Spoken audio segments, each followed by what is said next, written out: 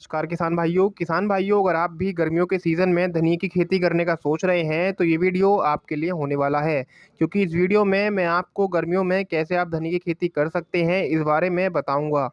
धनिया की खेती दोस्तों सर्दियों के सीज़न में तो बड़ी आसान होती है, लेकिन गर्मियों के सीज़न में उतनी ही मुश्किल आपको देखने के लिए मिलती है। क्योंकि इस फसल के अंदर गर्मियों के समय में बहुत सारी बीमारियां भी आ जाती हैं और दोस्तों हमारा जो धनिया होता है वो गर्मी की वजह से उमस जाता है, पीला पड़ जाता है और जल गलन दोस्तों उसके अंदर बहुत सारी दिक्कतें आपको देखने के लिए मिल जाती हैं। तो इसीलिए आज इस वीडियो में मैं कुछ आसान तरीके से आपको इस खेती के बारे में बताऊंगा, कुछ ऐसी खास बातें बताऊंगा। अगर आप इन बातों का ध्यान रखते हैं तो आपको किसी भी प्रकार की शिकायत आपके धनिये में देखने के लिए नहीं मिलेगी। किसान भाइयों हमारे चैनल पर नए हैं तो चैनल को सब्सक्राइब कर लीजिए, क्योंकि ऐसी ही जानकारी हमारे चैनल पर आती रहती है वीडियो के माध्यम से। और अगर आपका कोई भी सवाल है खेतीबाड़ी से जुड़ा तो दोस्तों आप इस नंबर पर हमें व्हाट्सएप मैसेज कर सकते हैं और अपना जो खेतीबाड़ी से जुड़ा सवाल है वो हमसे पूछ सकते हैं।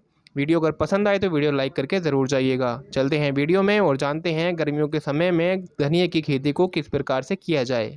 तो चलिए किसान भाइयों सबसे पहले बात करते हैं कि आपको धनिया की खेती करने के लिए अपनी ज़मीन को किस प्रकार से तैयार करना है और किन किन बातों का ध्यान रखना है।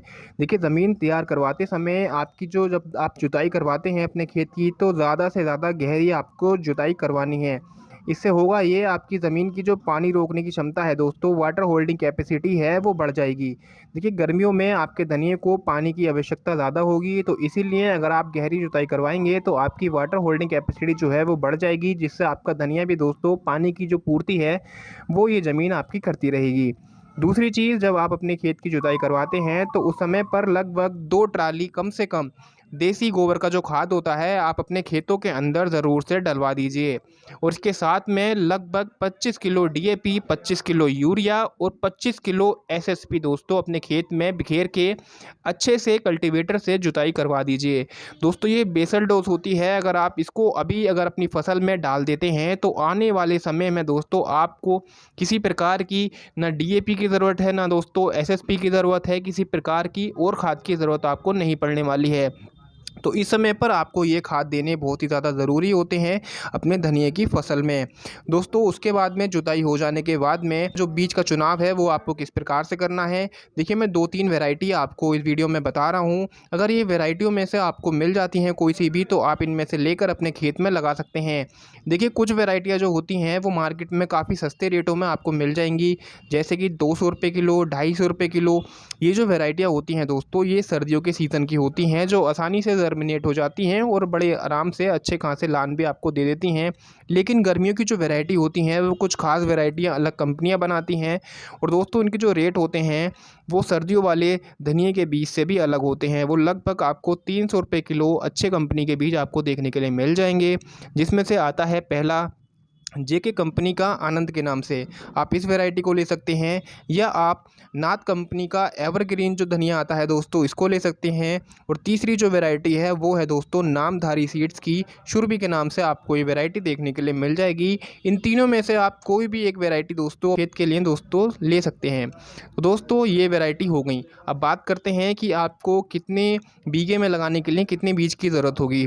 तो 1 बीघे में लगभग आपको 3 किलो बीज की आवश्यकता पड़ेगी, क्योंकि गर्मियों के सीज़न में हमारे सभी प्रकार के सारे दाने जर्मिनेट नहीं हो पाते हैं, जिसकी वजह से आपको 3 किलो बीज तो अवश्य लेना ही लेना है। अब बात करते हैं इसको तैयार कैसे करना है। बीज को तैयार करने के लिए आपको सारे बीज को दोस्तों एक गट्ठी के अंदर बांध लेना है, किसी अच्छे कपड़े के अंदर, सूती कपड़े के अंदर बांध लेना है और एक गठिया बना लेनी है। उस गठिया को आप किसी अच्छी बाल्टी के अंदर या बड़े बर्तन के अंदर दोस्तों भिगो के रखना है लगभग 6 से 7 घंटे के लिए। 6 से 7 घंटे उसको निकालने के बाद उसको छाँव में सुखा लेना है, जिससे उसका सारा पानी जो है, जो मॉइस्चर है दोस्तों वो थोड़ा कम हो जाए। उसके बाद में दोस्तों आपको उसके अंदर लगभग 10 से 20 ग्राम प्रति किलो के हिसाब से आपको साफ पाउडर उसके अंदर फंजीसाइड से उसको उपचारित कर लेना है, जिसको बीज उपचारित बोलते हैं हम। उसको उपचार करने के बाद में दोस्तों आपको वो तैयार है खेत में लगाने के लिए। अब आपको खेत में देखिए कई प्रकार से आप लोग उसकी है बिजाई कर सकते हैं, या तो आप छिटक विधि से कर सकते हैं, मेड़ विधि से कर सकते हैं। लेकिन दोस्तों आज के समय में अगर आप एक अच्छी पैदावार और अगर आप चाहते हैं कि आपको जो जर्मिनेशन है वो ज़्यादा से ज़्यादा मिले, तो आपको दोस्तों जो हमारी सीड डीलर आते हैं, जो हमारे मशीनें आती हैं दोस्तों, उनका इस्तेमाल ज़रूर कीजिए। बीज चुवाई वाली जो मशीनें होती हैं, जो ट्रैक्टर के पीछे लगी हुई होती हैं, अगर वो आपके गाँव में, आपके कस्बे में अगर आपको मिल जाती है तो आप उसका इस्तेमाल कीजिए अपने बीज को दोस्तों लगाने के लिए। उसके बाद में दोस्तों लगाने के तुरंत बाद आपको दोस्तों पेंडामेथलिन का स्प्रे या दोस्तों अपनी फसल पर, अपने खेत पर कर देना है, जिससे दोस्तों आने वाले समय में आपको जो खरपतवार हैं वो लंबे समय तक कंट्रोल हो जाएंगे, जो आपकी फसल में नहीं उगेंगे।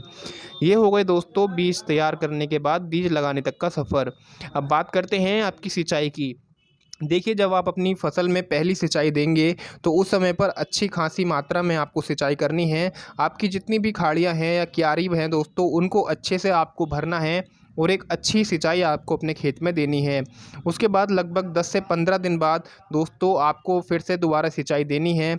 लगभग आपकी धनिया की फसल को 2 से 3 सिंचाई अगर गर्मी के समय में आपको चाहिए होती हैं।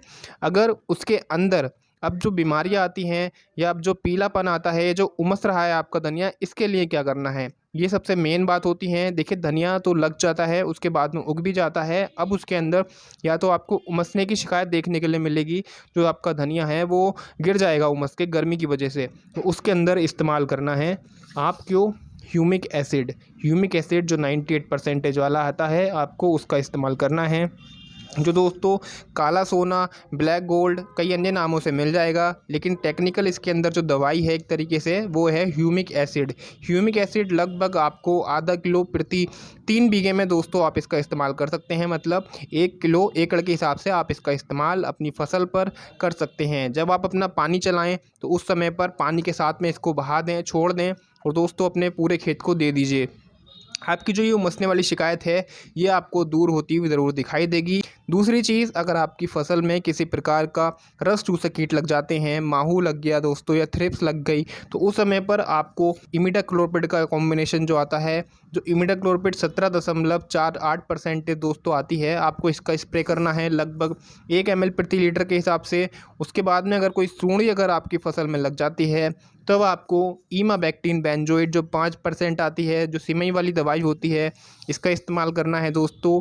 अगर आपकी फसल में खरपतवार उग जाते हैं तो उस समय पर आपको क्या करना है, देखिए, या तो टर्गा सुपर आती है मार्केट में दोस्तों, या ये आईएल कंपनी की मेरे पास हकामा है दोस्तों, आपको इसका स्प्रे आपकी खड़ी फसल पर आप कर सकते हैं।